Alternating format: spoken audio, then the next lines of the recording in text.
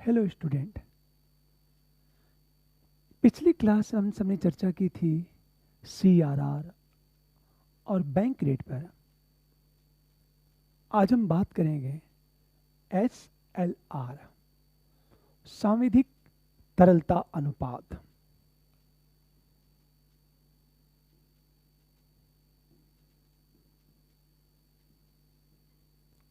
स्टेटरी liquidity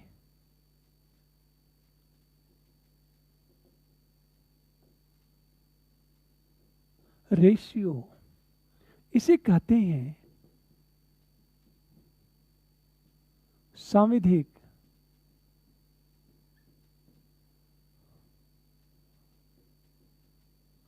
तरलता अनुपात।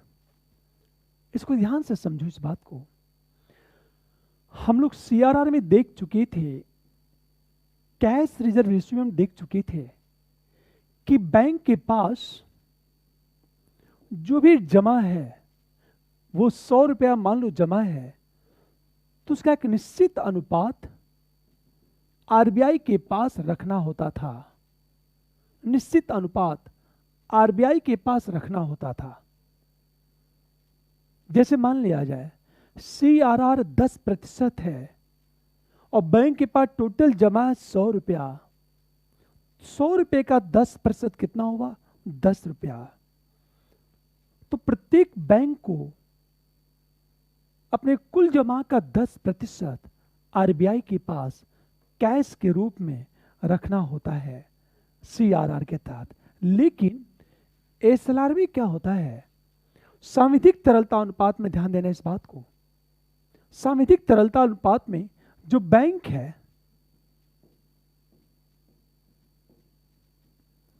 अपने सकल जमा का एक निश्चित अनुपात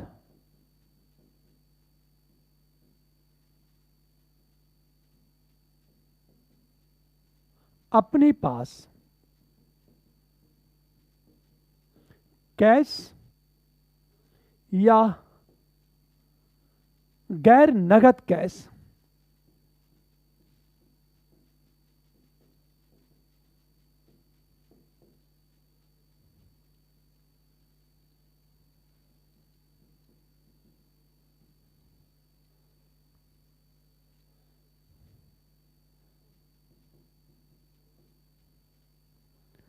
पूरी बात ध्यान दो इस बात को।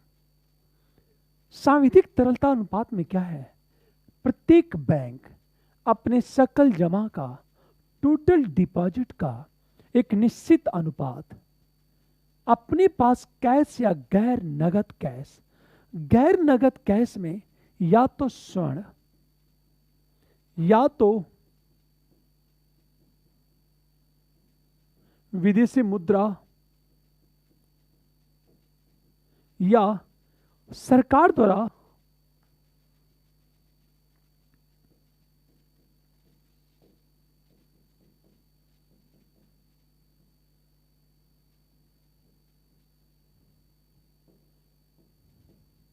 जैसे हम आयल बॉन्ड की बात करें, पूरी बात ध्यान देना इस बात को। सांविधिक तरलता अनुपात का मतलब क्या है? प्रत्येक बैंक अपने सकल जमा का एक निश्चित अनुपात अपने पास कैश या गैर नगद कैश के रूप में रखता है। या तो सोने के रूप में रखेगा, या तो विदेशी मुद्रा के रूप में, या तो एक ऐसी प्रतिभूति जिसे सरकार स्वीकार करती हो। जैसे आयल हम बॉन्ड की बात करें, एक छोटा सा एग्जांपल लेता हूं। ये स्टेट बैंक ऑफ इंडिया है। स्टेट बैंक ऑफ इंडिया के पास टोटल जो जमा है 100 रुपया। मान लिया जाए एसएलआर मान लो 20% है, तो सांविधिक तरलता अनुपात का मतलब क्या है? जो कुल जमा है अतः 100 रुपए का 20% कितना हो गया? 20 रुपया हो गया। तो 20 रुपए के बराबर या तो सोना या तो विदेशी मुद्रा या तो आयल बॉन्ड के रूप में अपने पास रखेगा। ध्यान देना, CRR में प्रत्येक बैंक कैश को आरबीआई के पास रखता है, जबकि SLR में बैंक अपने पास रखेगा। CRR में प्रत्येक बैंक को कैश के रूप में एक निश्चित राशि आरबीआई के पास रखना होता कैश, किंतु SLR में प्रत्येक बैंक को या तो कैश या तो स्वर्ण या तो विदेशी मुद्रा या अन्य किसी प्रतिभूत के रूप में राशि अपने पास रखनी होती है। जैसे मान लिया जाए SLR 20% है, SBI के पास टोटल जो डिपॉजिट है वो 100 रुपया है, 100 रुपये का 20% हो गया 20 रुपया। अब या तो SBI हो सकती है इस 20 रुपये में 5 रुपया कैश रख ले और 15 रुपये में या तो सोना या तो विदेशी मुद्रा रख सकती है। अब डिपेंड करता SBI पर कि SBI सोना, विदेशी मुद्रा, आयल बॉन्ड कितना रखेगी। ये कोई फिक्स नहीं है कि कितना प्रतिशत स्वर्ण होगा और कितना परसेंट विदेशी मुद्रा होगी। ये डिपेंड करता उस बैंक पर, ये बैंक निर्धारित करेगा। इस प्रकार ध्यान दो इस बात को, SLR का मतलब होता है प्रत्येक बैंक अपने सकल जमा का एक निश्चित अनुपात अपने पास कैश या गैर नगद कैश के रूप में रखता है। अब गैर नगद कैश या तो स्वर्ण या तो विदेशी मुद्रा या तो सरकार द्वारा स्वीकृत अन्य कोई प्रतिभूति होगी। अब एक चीज सोचो आप, सरकार द्वारा स्वीकृत अन्य कोई प्रतिभूति, ऐसी प्रतिभूतियां जो गवर्नमेंट की है। क्यों? क्योंकि सरकारी प्रतिभूतियों के पीछे सरकार की साख, सरकार की क्रेडिट लगी होती है और उसकी स्वीकार्यता ज्यादा होती है। एक छोटा सा एग्जांपल लेता हूं मैं आपसे।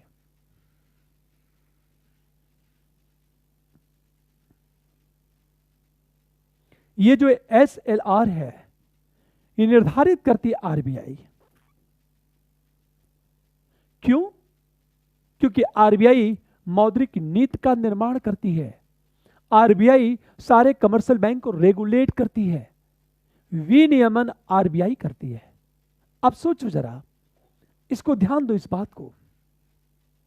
मान लिया जाए कि SBI है, SBI के पास टोटल 100 रुपए डिपॉजिट है, SLR है 20%।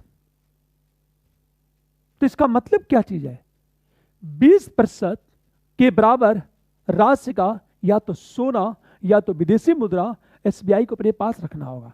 पता चला उसने 20 रुपया रख लिया, SBI के पास कितना बचा? 80 रुपया। अब SBI केवल 80 रुपए का बिजनेस कर पाएगी, ये 20 रुपए का बिजनेस नहीं कर पाई SBI। इसका मतलब है कि टोटल जमा 100 रुपए है, पर आरबीआई बिजनेस कितना का कर रही है? सॉरी, SBI कितने के बिजनेस कर रही है? केवल 80 रुपए का बिजनेस कर रही है। इसका मतलब है कि उसके पास तरलता कम है। मान लिया जाए SLR बढ़ के 30% हो गया, तो बैंक के पास कितना होगा? 70 रुपए का बिजनेस कर पाएगी। यदि SLR का रेट 15% हो गया तो SBI बिजनेस करेगी 85 रुपए की। अब ध्यान सुनो, इसका अर्थ यह है कि यदि SLR में वृद्धि होती है तो बैंक की तरलता में कमी आ जाएगी, यदि SLR में कमी होती है तो तरलता क्या हो जाएगी? बढ़ जाएगी। इन दोनों में अपोजिट संबंध है। ध्यान सुने इस बात को। यदि आरबीआई चाहती है कि मार्केट में पैसा ज्यादा फ्लो करे, बाजार में पैसे का प्रवाह ज्यादा हो, तो आरबीआई क्या करती है? तो आरबीआई तरलता, लिक्विडिटी बढ़ाने की कोशिश करती है। और लिक्विडिटी को बढ़ाने का तरीका क्या है? कि आरबीआई SLR को कम कर दे। और जब SLR कम होगा तो लिक्विडिटी क्या हो जाएगी? बढ़ जाएगी। SLR ज्यादा होगा तो लिक्विडिटी क्या हो जाएगी, कम हो जाएगी। अब इसका इफेक्ट क्या होगा, ध्यान देना इस बात को।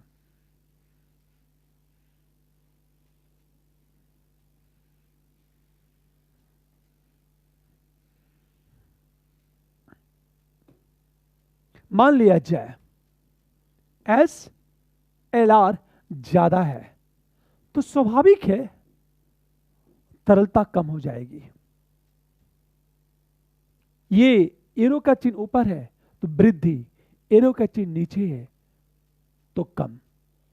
SLR में वृद्धि होगी तो तरलता कम हो जाएगी। अब इसका इफेक्ट क्या होगा, ध्यान देना। यदि ऐसा हुआ तो स्वाभाविक है क्या होगा, बैंक के पास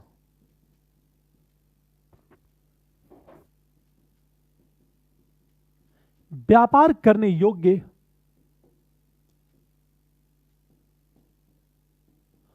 पैसा कम।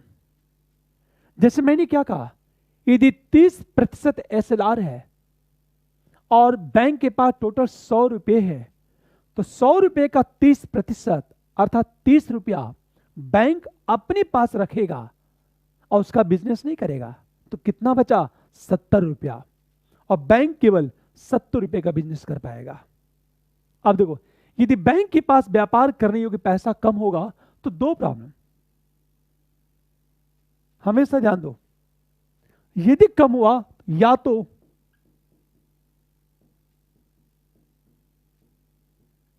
उधार कम मिलेगा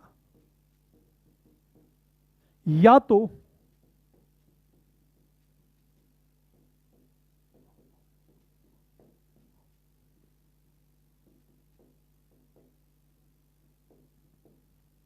देखो आप,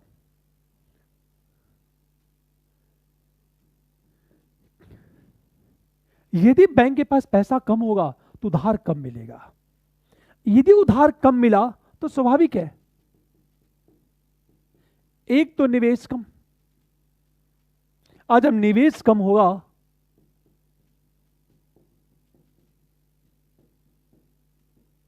औद्योगिकरण, औद्योगिकरण कम होगा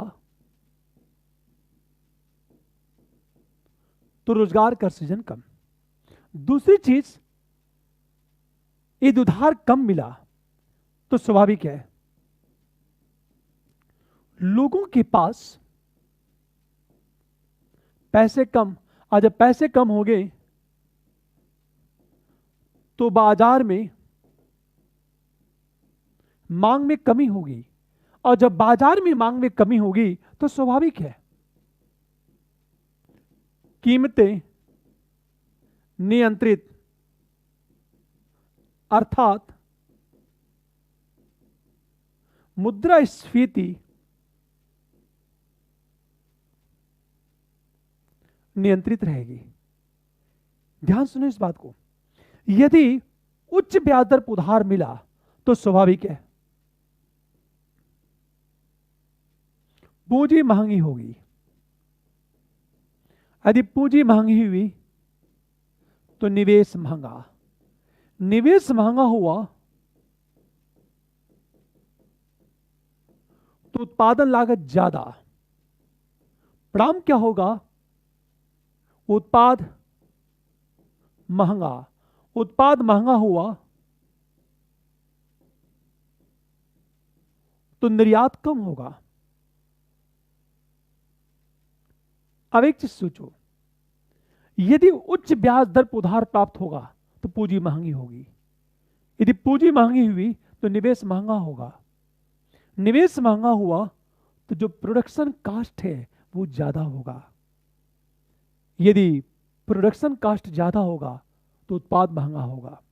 उत्पाद महंगा हुआ तो निर्यात कम। निर्यात कम हुआ, एक चीज ध्यान देने इस बात को, स्वाभाविक है लाभ कम। लाभ कम होगा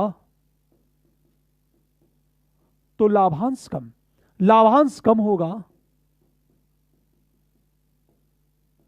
तो शेयर की बिक्री, और शेयर की बिक्री होगी शेयर मार्केट गिरेगा। आखिर ऐसा क्यों? एक चीज सोचो, मान लिया जाए आप रिलायंस के शेयर खरीदते हैं, तो हम शेयर क्यों खरीदते हैं? लाभ कमाने के लिए। यदि रिलायंस के शेयर पर लाभ कम मिलेगा तो मैं रिलायंस के शेयर को बेच दूंगा, और जब हर कोई रिलायंस के शेयर बेचने लगा तो रिलायंस के शेयर की वैल्यू गिरेगी, शेयर मार्केट नीचे चला जाएगा। इसलिए एक बात याद रखना, जब एसएलआर में वृद्धि होगी तो स्वाभाविक है शेयर मार्केट नीचे गिरेगा। आपने अक्सर देखा होगा कि जब आरबीआई मौद्रिक नीति की घोषणा करती है, मौद्रिक नीति की जब घोषणा करती है आरबीआई, तो या तो शेयर मार्केट ऊपर जाता है या तो शेयर मार्केट नीचे चला जाता है। यदि आरबीआई ने एसएलआर को बढ़ा दिया तो शेयर मार्केट नीचे चला जाएगा। यदि आरबीआई ने एसएलआर को कम कर दिया तो शेयर मार्केट ऊपर चला जाएगा। देखो कैसे, बात समझ में आ गई? अब ध्यान देना इस बात को।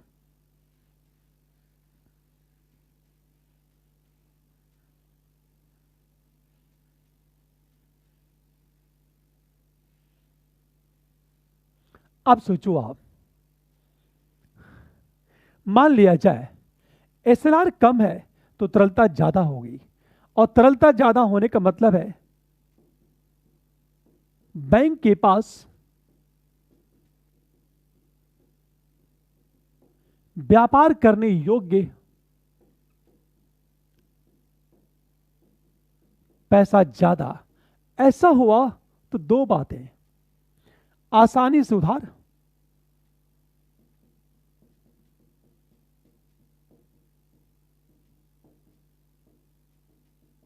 यदि आसानी से उधार मिलेगा तो निवेश ज्यादा, निवेश ज्यादा होगा तो औद्योगिकरण ज्यादा, यदि औद्योगिकरण ज्यादा हुआ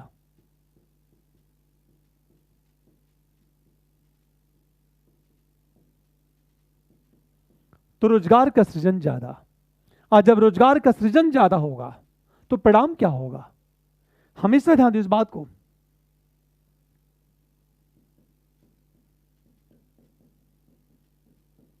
आय का वितरण।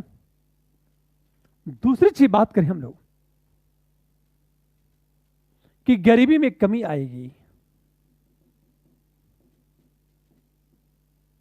ध्यान देना, यदि बैंक के पास व्यापार करने योग्य पैसा ज्यादा हुआ तो बैंक आसानी से उधार देगा।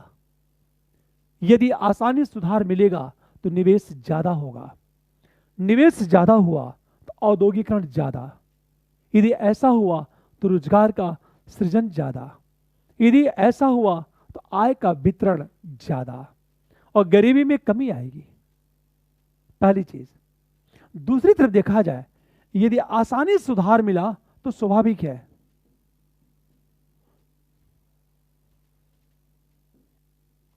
लोग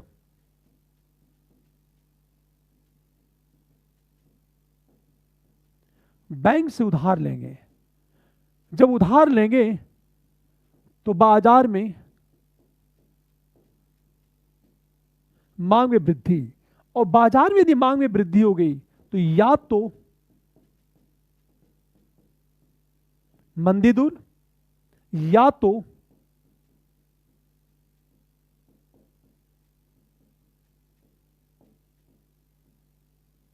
मुद्रास्फीति में वृद्धि हो जाएगी। पूरी बात ध्यान दो, यदि लोग बैंक से उधार लेंगे तो बाजार में मांग में वृद्धि हो जाएगी। यदि मांग में वृद्धि हुई तो या तो रिसेशन दूर हो जाएगा या हम ये करें इन्फ्लेशन में वृद्धि हो जाएगी। अब देखो आप, इसका अर्थ यह है कि रिसेशन मंदी को दूर करने के लिए आरबीआई मार्केट में पैसे की फ्लो को बढ़ा देती है। अब पैसे की फ्लो को बढ़ाने का एक तरीका यह है आरबीआई के पास कि आरबीआई एसएलआर की मात्रा कम कर देती है। दूसरी तरफ होता क्या है, कम ब्याज दर पर उधार प्राप्त होगा।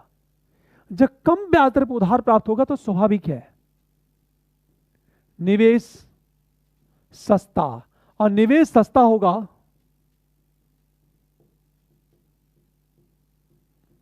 उत्पादन लागत यदि कम हुआ और उत्पाद सस्ता हुआ, निर्यात ज्यादा, स्वाभाविक है, लाभ ज्यादा, और लाभ ज्यादा हुआ तो लाभांश ज्यादा, और लाभांश यदि डिविडेंड ज्यादा हुआ तो परिणाम क्या होगा? शेयर की खरीद, और शेयर की खरीद हुई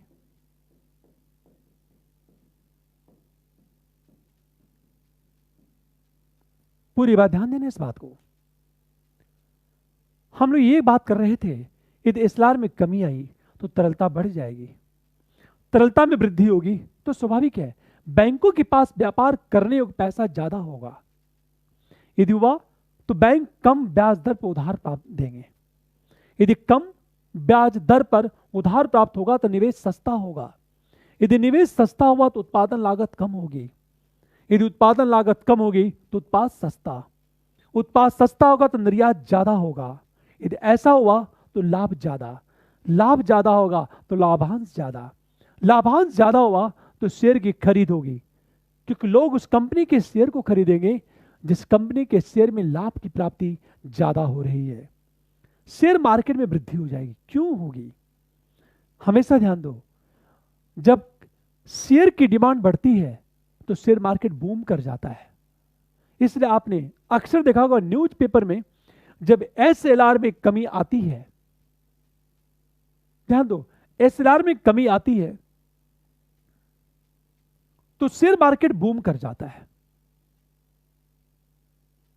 इसका मतलब यह है कि एसएलआर में कमी या वृद्धि का क्या प्रभाव पड़ता है शेयर मार्केट पे, इकोनॉमिक ग्रोथ पे। और एक बात याद रखना, यदि आसानी से सुधार मिला या औद्योगिकरण ज्यादा हुआ तो स्वाभाविक है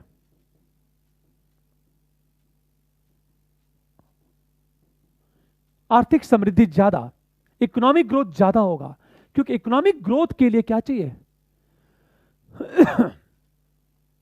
औद्योगिकरण अति आवश्यक है।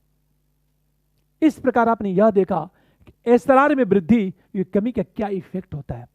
प्रश्न कैसे पूछे जाएंगे, हम लोग ये बात कर चुके हैं कि जैसे हमारा कोई टॉपिक खत्म होगा सीधे प्रश्न, कि प्रश्न क्या बनेगा। और यह समझना बहुत जरूरी है कि प्रश्न कैसे पूछे जाते हैं और हम क्या गलतियां करते हैं। एक चीज सोचो आप, थोड़ी सी बातें, थोड़ी सी सावधानी हटी तो दुर्घटना घटी। एक प्रश्न आपको 1 साल पीछे कर देगा। इससे मेरी पूरी कोशिश है कि मैं लगातार प्रश्नों को उठाता रहूं, प्रश्न कैसे बनेगा और कहां हम गलतियां करते हैं। देखो आप, प्रश्न कैसे बन सकता है।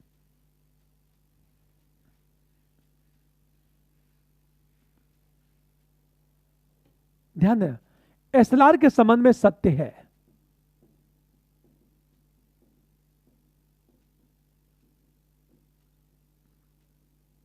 फर्स्ट, एसएलआर में वृद्धि से आर्थिक समृद्धि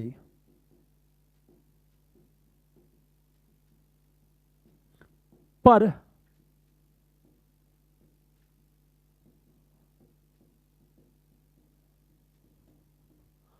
नंबर 2 की बात करें हम लोग,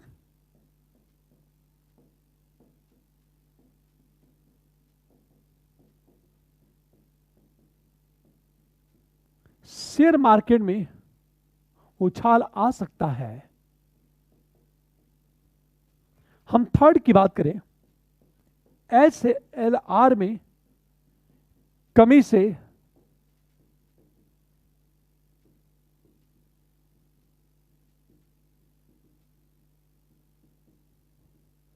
हो सकती है। हम नंबर 4 की बात करें, एसएलआर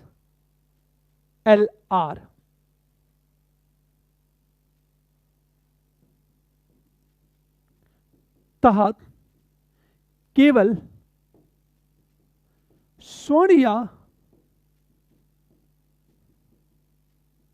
विदेशी मुद्रा के रूप में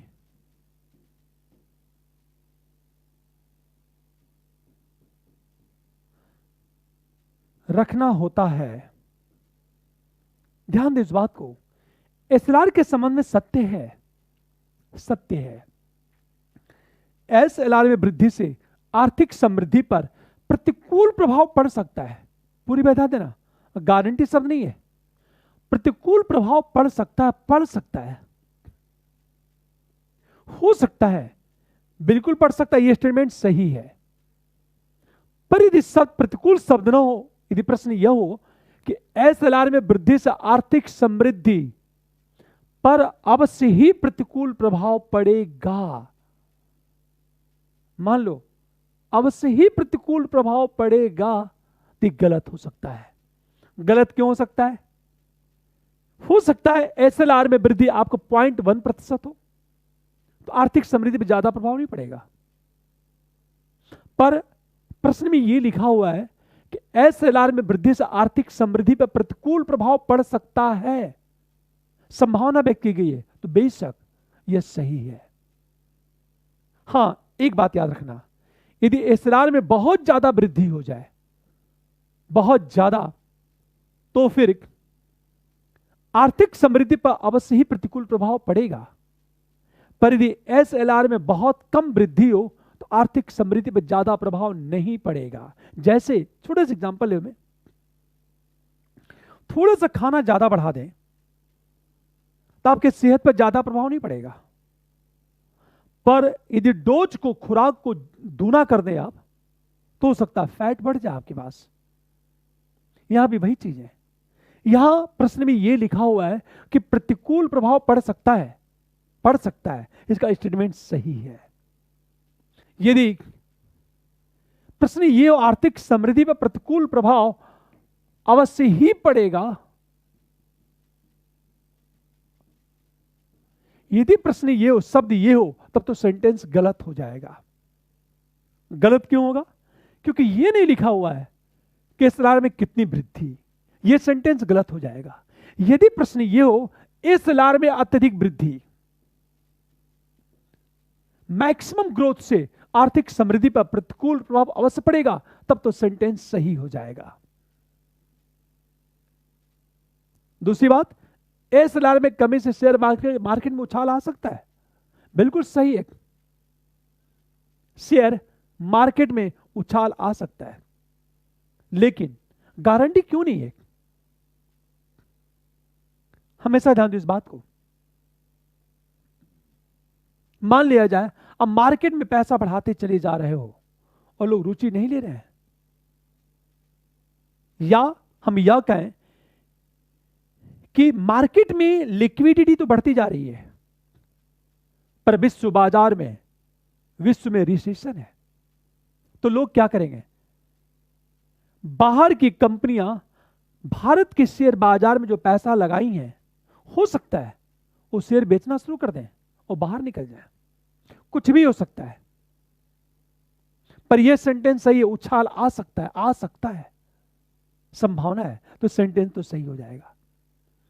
तीसरी बात, एसएलआर में कमी से रोजगार में वृद्धि हो सकती है, बिल्कुल वृद्धि ही होगी, गारंटी नहीं है, वृद्धि हो सकती है। क्यों हो सकती है? क्यों हो सकती है?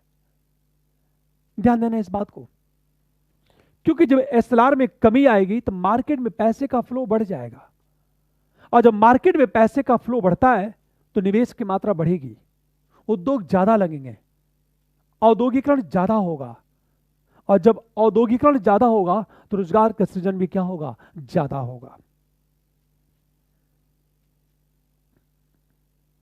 ध्यान, तो यह सेंटेंस तो सही है, पर यह कहा जाए एसएलआर में कमी से रोजगार में वृद्धि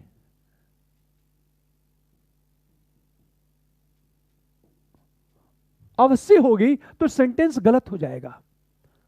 अवश्य होगी, गारंटी शब्द है, तो सेंटेंस क्यों गलत होगा? ध्यान देना, यूपीएससी प्रश्न ऐसे ही पूछती है, केवल शब्दों से खेलती है यूपीएससी, आपको केवल शब्द पकड़ना है। वरना सोचो, यूपीएससी का प्रश्न इतना आसान नहीं आता, आपको लगता है ना कि जो भी प्रश्न पूछे जाते हैं यूपीएससी में, आपको लगता है कि यार मैंने सुना है। कोई ऐसा प्रश्न नहीं जो आपने ना सुना हो। 100 में 80 से 90 प्रश्न ऐसे होते जो आपने सुना होगा, फिर भी गलत हो जाता है। गलत क्यों होता है? क्योंकि हम शब्दों पर ध्यान नहीं देते हैं।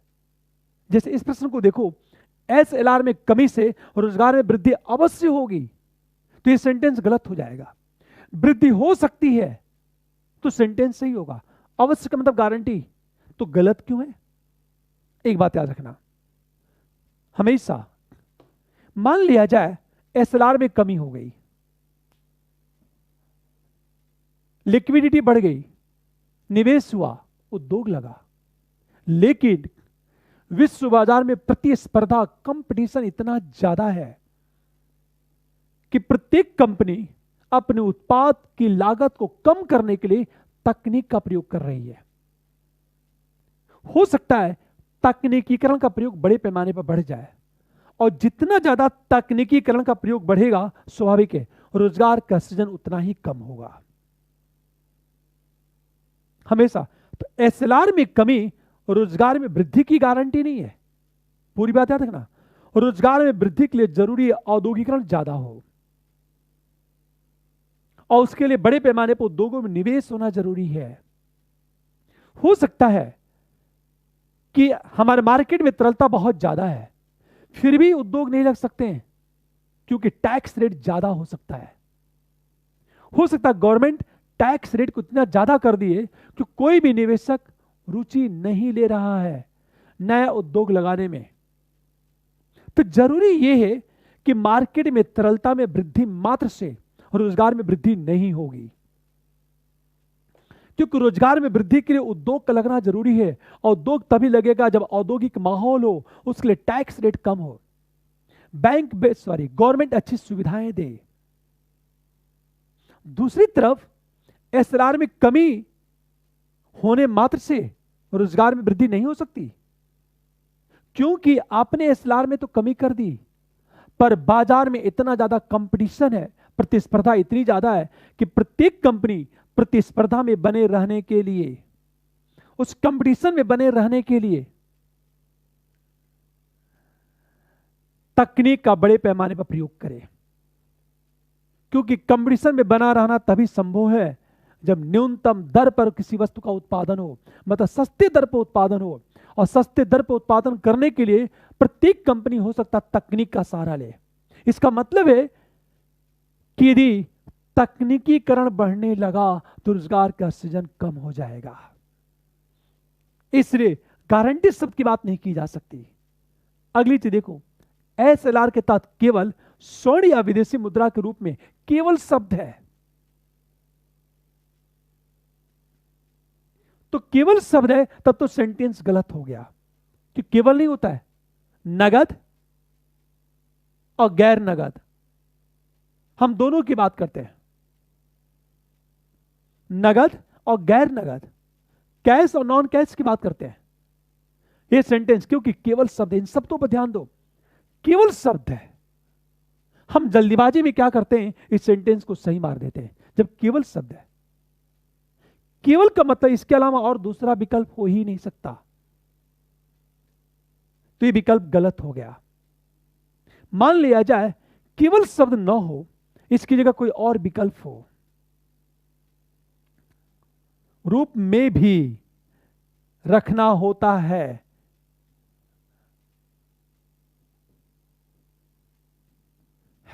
या रखना होता है, यदि सेंटेंस यह हो तो सेंटेंस सही हो जाएगा।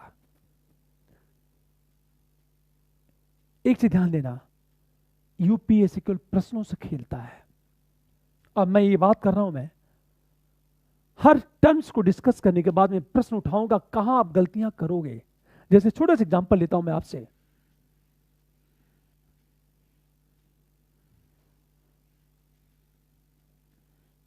मान लिया जब प्रश्न यह हो, निम्न में से सत्य है,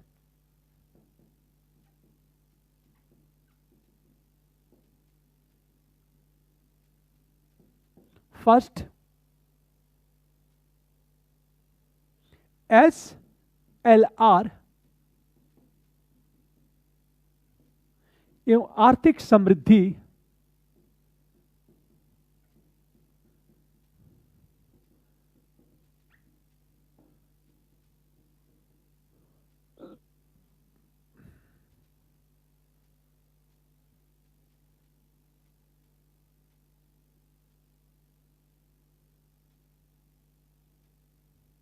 हम सेकंड की बात करें, SLR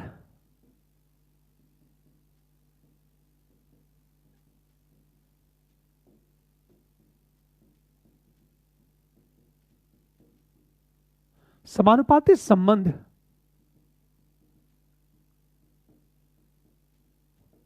होता है। हम थर्ड की बात करें,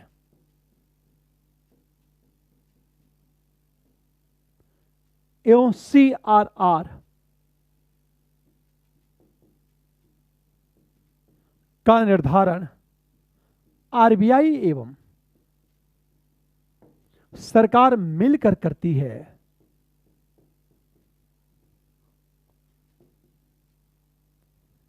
SLR बैंक दर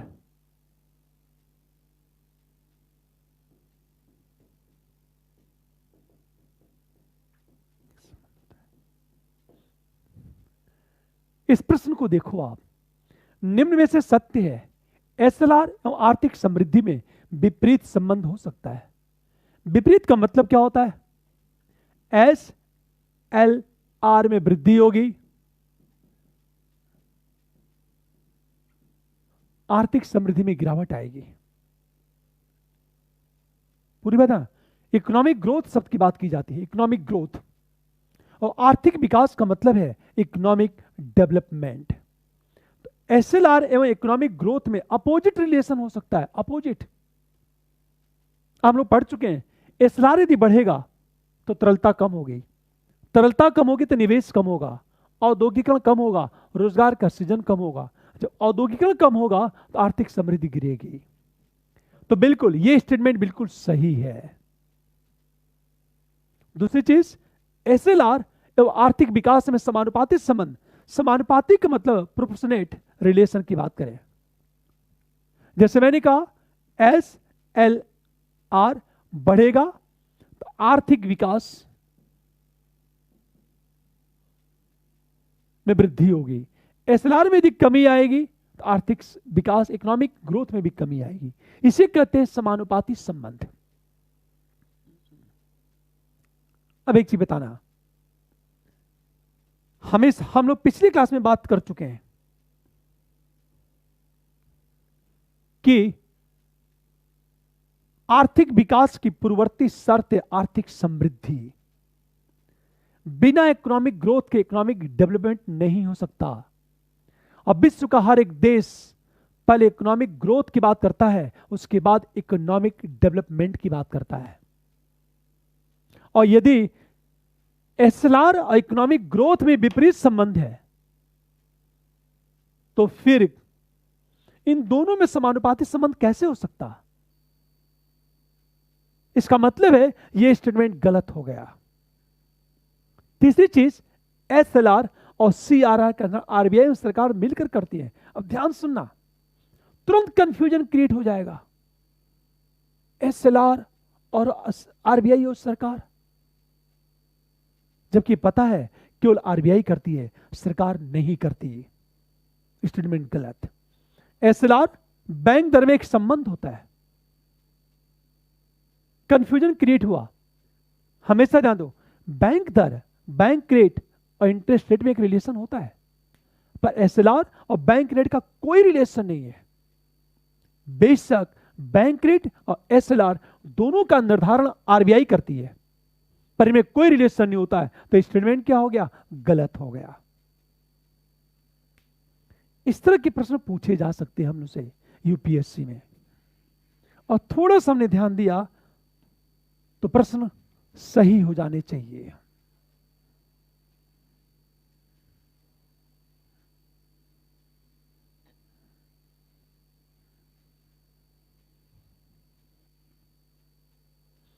अब ध्यान से सुनो इस बात को, हम लोग बात कर रहे थे पहली चीज।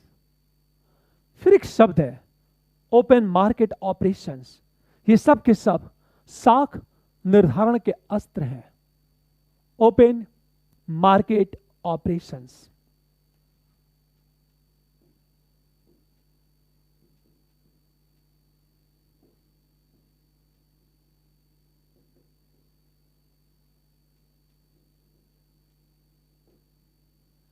खुले बाजार की क्रियाएं।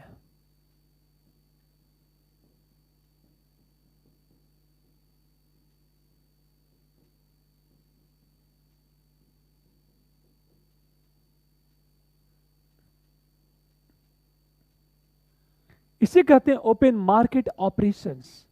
ये होता क्या है? पूरी बात ध्यान देना इस बात को। सरकारी प्रतिभूतियां होती हैं।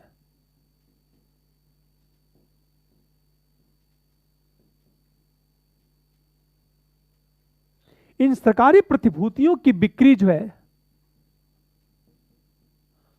आरबीआई करती है। आरबीआई करती है, ध्यान देना। तो जब आरबीआई खुले बाजार में सरकारी गवर्नमेंट सिक्योरिटी, सरकारी प्रतिभूति को बेचती है तो उसे कहते हैं ओपन मार्केट ऑपरेशंस। अब ध्यान देना, ये जब आरबीआई बेचती है इन सरकारी प्रतिभूतियों को, तो या तो संस्था को बेच सकती है, चाहे कोई बैंक हो, चाहे कोई वित्तीय संस्था हो, या किसी व्यक्ति को बेच सकती है।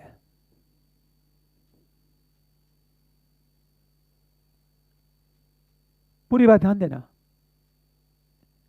होता क्या है? यह आरबीआई सरकारी प्रतिभूतियों को बेचती है, या कोई प्रतिभूति बेचेगी, उसे कहते हैं ओपन मार्केट ऑपरेशंस। यह आरबीआई उन प्रतिभूतियों को या तो बैंक, या तो वित्तीय संस्था, या तो कोई पर्सनल, कोई व्यक्ति होगा, उसे बेच सकती है ओपन मार्केट ऑपरेशंस में। अब ध्यान सुने इस बात को। होता क्या है?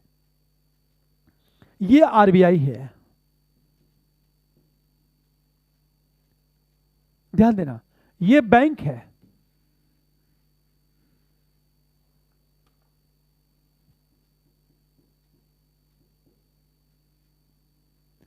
जब आरबीआई इसको प्रतिभूति देती है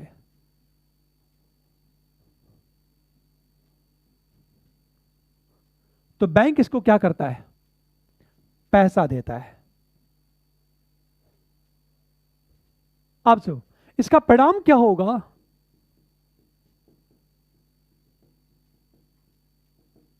बैंक के पास तरलता में कमी आ जाएगी, लिक्विडिटी कम हो जाएगी। पैसा, लिक्विडिटी, तरलता को कहते हैं लिक्विडिटी। ध्यान देना, अर्थात बैंक के पास पैसे का जो फ्लो है वो कम हो जाएगा।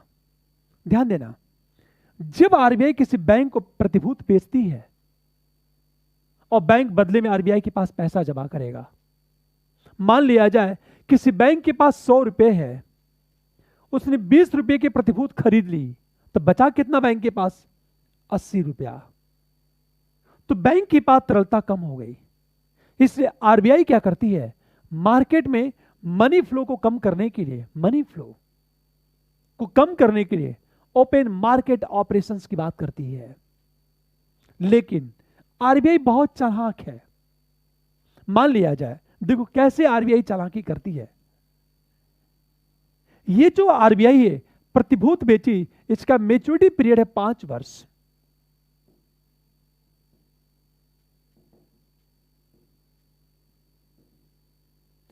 परिपक्वता अवधि,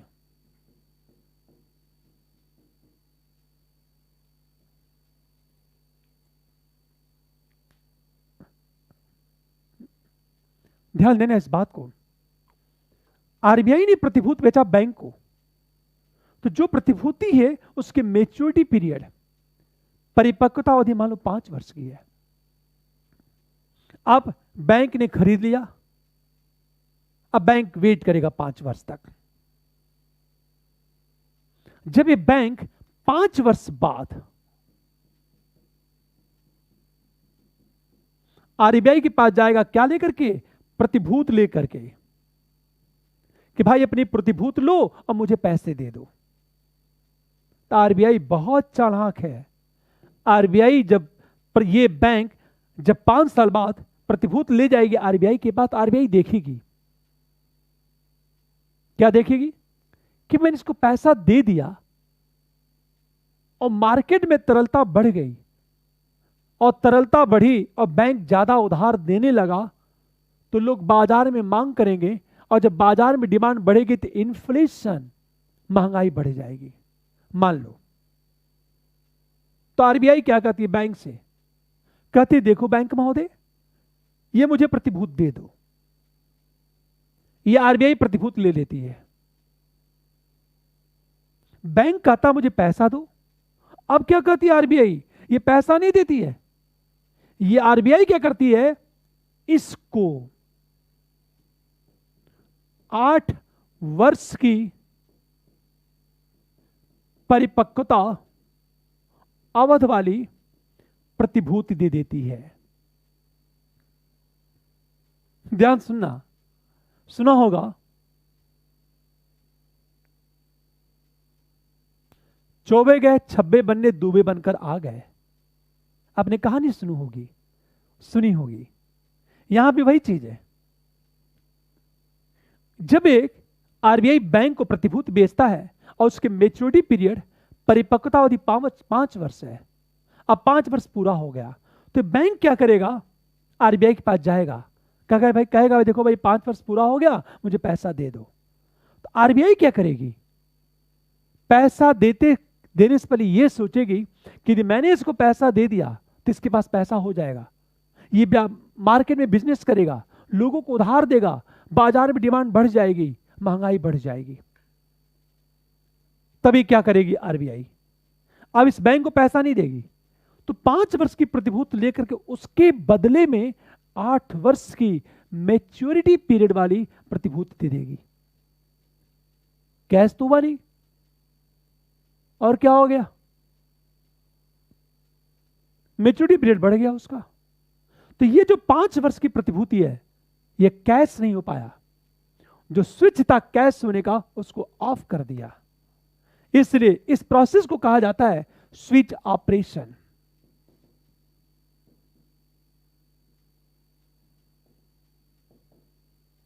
स्विच ऑपरेशन क्या है? 5 वर्ष की प्रतिभूति के बदले में 8 वर्ष की प्रतिभूति दे देना, इसे कहते हैं स्विच ऑपरेशन। अब ध्यान देना इस बात को। यदि ओपन मार्केट की बात करें हम लोग, ओपन मार्केट ऑपरेशंस के तहत यदि आरबीआई प्रतिभूतियां बेचती है बैंक को, तो स्वाभाविक है मार्केट में तरलता क्या होगी? गिरेगी। और लिक्विडिटी गिरेगी तो उसका अर्थव्यवस्था पर क्या प्रभाव पड़ेगा? एक बात याद रखना, कई बार ऐसा होता है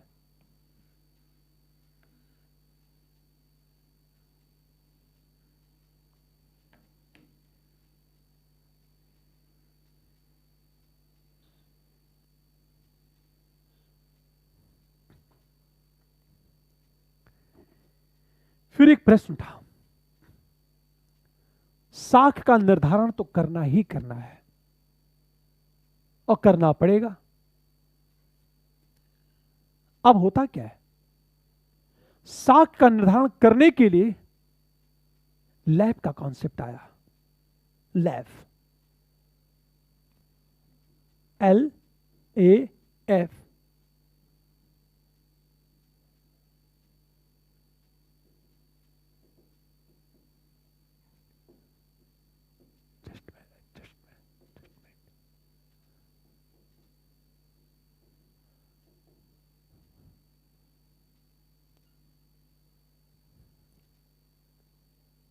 इसको इस तरह देखो आप, इसे कहते हैं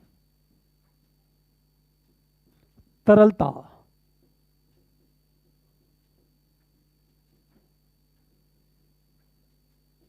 समायोजन।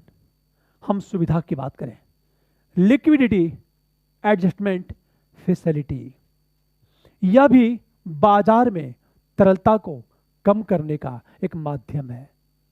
ध्यान देना, इस जब लाइफ की बात करते हैं, इसके दो रूप हैं।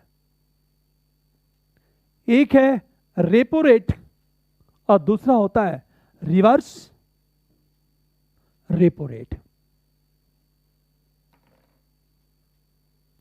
एक होता है रेपो रेट और दूसरा होता है रिवर्स रेपो रेट। इसको कहते हैं repo rate, repurchase options rate कहते हैं इसको, रीपरचेज ऑप्शंस।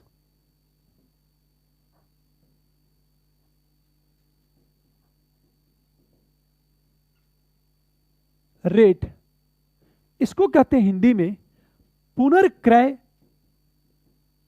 विकल्प। हम दर की बात करते हैं, इसे कहते हैं रिवर्स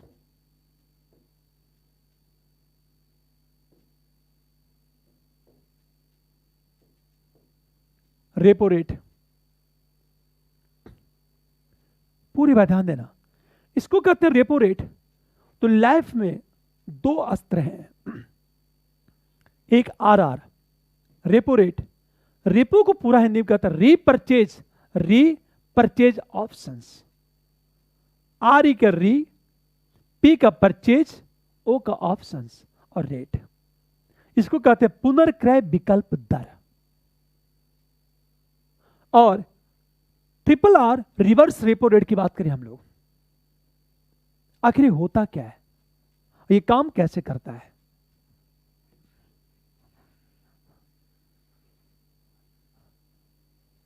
रेपो कैसे काम करता है, ध्यान देना इस बात को। ये आरबीआई है और ये कोई कॉमर्शियल बैंक है।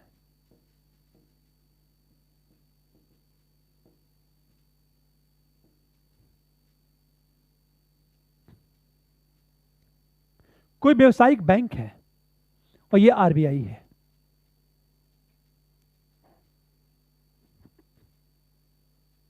ध्यान से सुनने इस बात को। होता क्या है,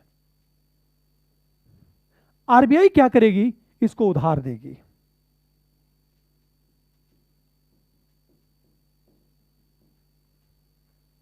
और ये बदले में क्या करेगी, इसके पास प्रतिभूति जमा करेगी, सिक्योरिटी जमा करेगी।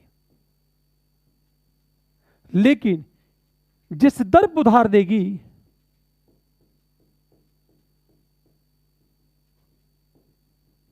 उस दर को कहते हैं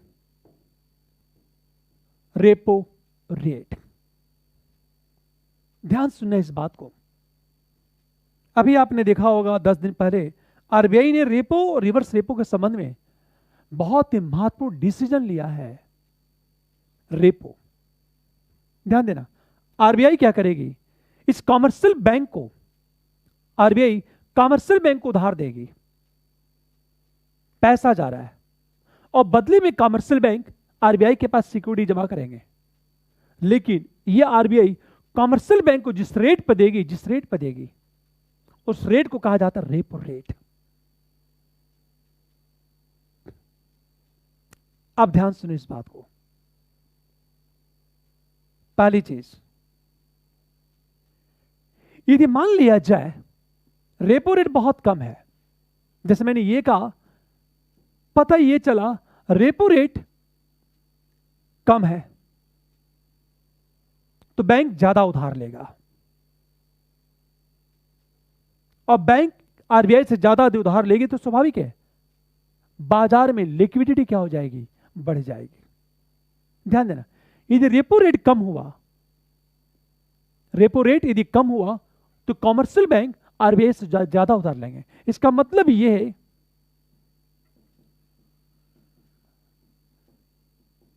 व्यवसायिक बैंक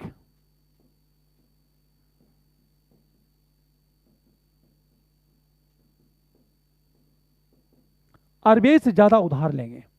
यदि आरबीआई से ज्यादा उधार लेंगे तो स्वाभाविक है बैंक के पास तरलता में वृद्धि हो जाएगी। और यदि बैंक के पास तरलता में वृद्धि हुई तो प्रॉब्लम वही चीज है। अचानक क्या होगा कि लोगों को उधार मिलेगा,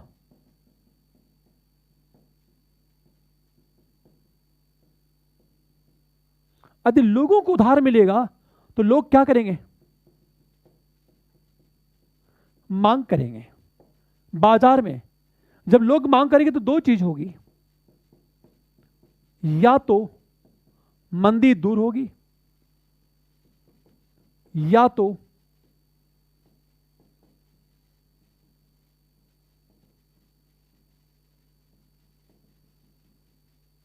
मुद्रास्फीति में वृद्धि होगी। ध्यान देना इस बात को। मैंने क्या कहा?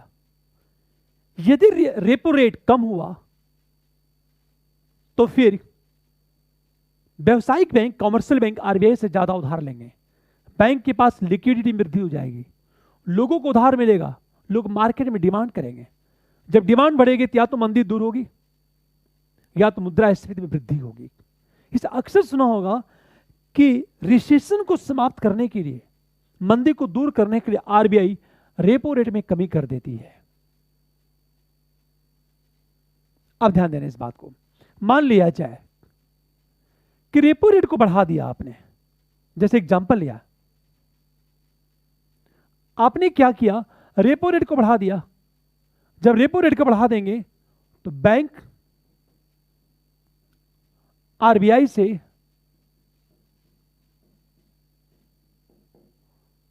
उधार नहीं लेंगे। जब आरबीआई से उधार नहीं लेंगे तो स्वाभाविक है बैंक के पास तरलता में कमी होगी, और जब तरलता में कमी होगी बैंक के पास तो फिर दो चीजें होंगी।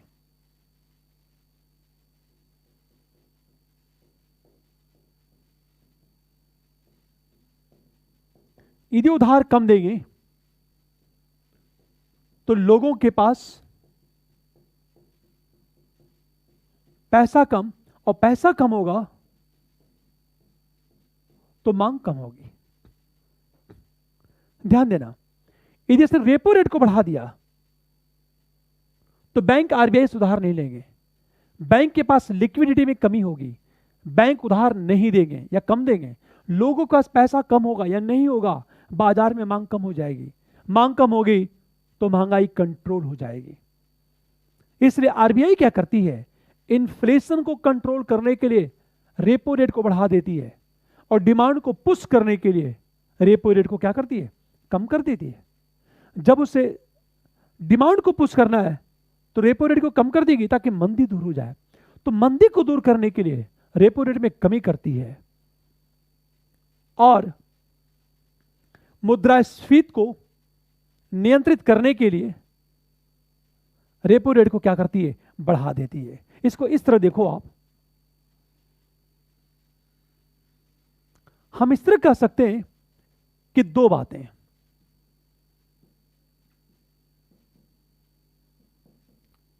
मुद्रास्फीति को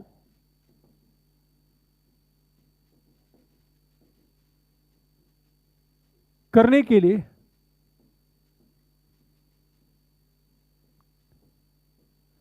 आरबीआई कर देती है, और दूसरी चीज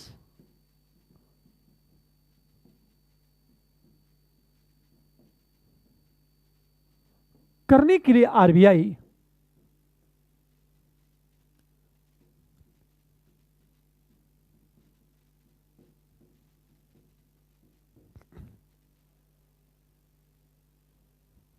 ध्यान सुनना, दो चीजें। इन्फ्लेशन को कंट्रोल करने के लिए जरूरी है कि बाजार में मांग कम हो। मांग तभी कम होगी जब लोगों के पास पैसा नहीं होगा। पैसा तभी नहीं होगा जब लोगों को बैंक से आसानी से उधार नहीं मिलेगा, और तभी नहीं मिलेगा जब बैंक के पास पैसा कम होगा, और तभी कम होगा जब उनके पास तरलता कम हो, और तरलता तभी कम होगी जब रेपो रेट को बढ़ा दिया जाए। इसे आरबीआई रेपो रेट में वृद्धि करके इन्फ्लेशन को कंट्रोल करती है। पर मंदी को, रिसेशन को दूर करना है, तो मंदी दूर करने के लिए आरबीआई को क्या चाहिए? कि मंदी दूर करने के लिए डिमांड होना चाहिए। डिमांड तभी होगी जब लोगों के पास पैसा होगा। पैसा तभी होगा जब आसानी से उधार मिलेगा। आसानी से उधार तभी मिलेगा जब बैंक आसानी से उधार देंगे। बैंक तभी देंगे जब बैंक के पास लिक्विडिटी ज्यादा होगी। ये तभी ज्यादा होगी जब बैंक को कम दर पर उधार प्राप्त हो। ये तभी होगा जब रेपो रेट कम हो।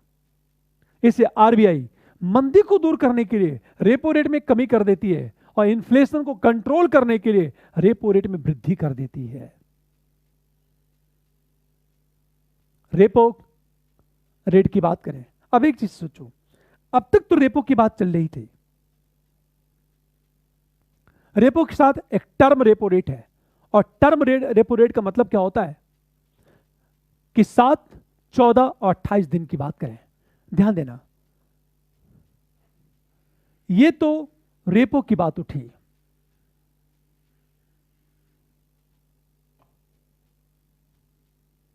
एक शब्द है टर्म रेपो।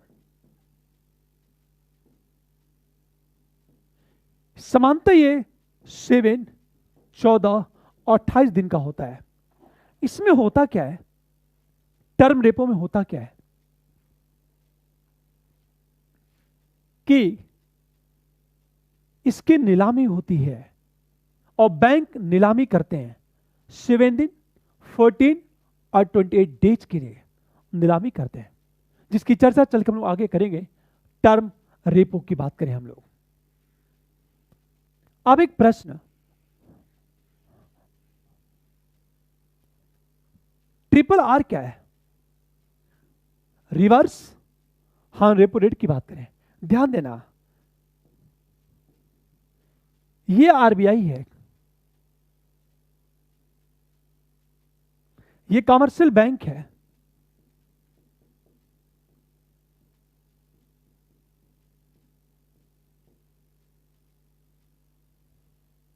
बैंक क्या करते हैं,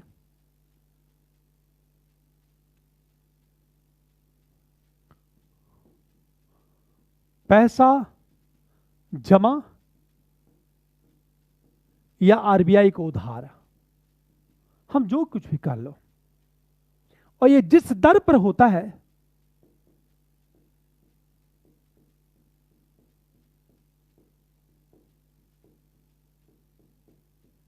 उसे रिवर्स रेपो रेट कहते हैं।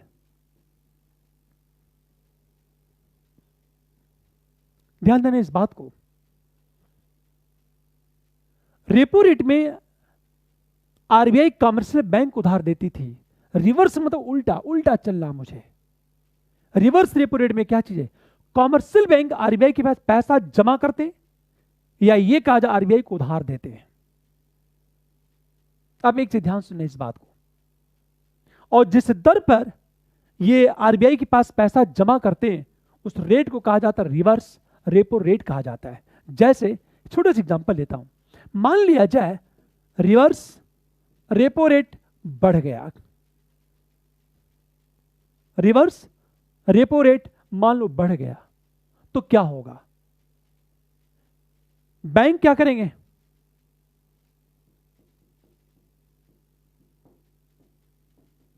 आरबीआई के पास पैसे ज्यादा जमा करेंगे, और जब ज्यादा जमा करेंगे तो बैंक के पास तरलता में कमी आ जाएगी। इसका मतलब है triple R reverse repo rate को बढ़ा दिया जाए तो बैंक की तरलता में कमी आ जाएगी।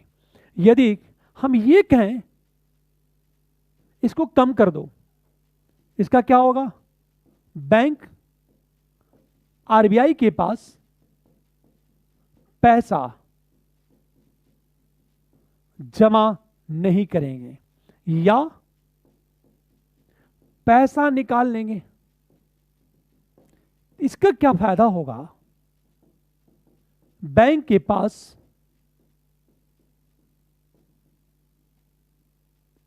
ध्यान दो तरलता में वृद्धि हो जाएगी। इसका मतलब है ट्रिपल आर को बढ़ाया जाए तो तरलता में कमी हो जाएगी, ट्रिपल आर को कम किया जाए तो तरलता में वृद्धि हो जाएगी। अब एक बात याद रखना, पहली चीज, आरबीआई जब इन्फ्लेशन को कंट्रोल करना चाहती है तो मुद्रास्फीति को कंट्रोल करने के लिए आरबीआई क्या चाहती है? बाजार में डिमांड कम हो जाए। डिमांड तभी कम होगी जब लोगों को उधार नहीं मिलेगा, तभी नहीं मिलेगा जब बैंक के पास पैसा ना हो, और तभी नहीं होगा जब बैंक अपना पैसा आरबीआई के पास जमा कर दें, और तभी जमा करेंगे जब ट्रिपल आर ज्यादा होगा। जब ये ज्यादा होगा तो बैंक क्या करेगा? अपना पैसा आम जनता को उधार देने के बजाय आरबीआई के पास जमा कर देगा। क्यों? क्योंकि आरबीआई के पास पैसा उसका सेफ है, जबकि बाजार में असुरक्षित भी हो सकता है। इसे आरबीआई क्या करती है? ट्रिपल आर को बढ़ा देती है, तरलता कम। अब एक चीज सोचो, ट्रिपल आर को कम कर दी तो बैंक क्या करेगा? एक तो पैसा जमा नहीं करेगा, आज जो आरबीआई के पास पैसा जमा है वो भी बैंक क्या करेगा? निकाल लेगा। तो बैंकों के पास लिक्विडिटी बढ़ जाएगी, और लिक्विडिटी बढ़ी बैंकों के पास तो स्वाभाविक है तरलता बढ़ी तो बाजार में वैसा ही प्रभाव होगा जैसा सीआरआर एसएलआर के संबंध में होता है। इसका मतलब यह है कि ट्रिपल आर हो, ये दोनों में यदि वृद्धि होगी तो बाजार में तरलता कम।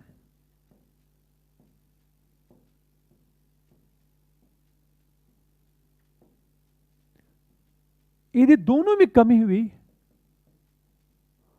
तो बाजार में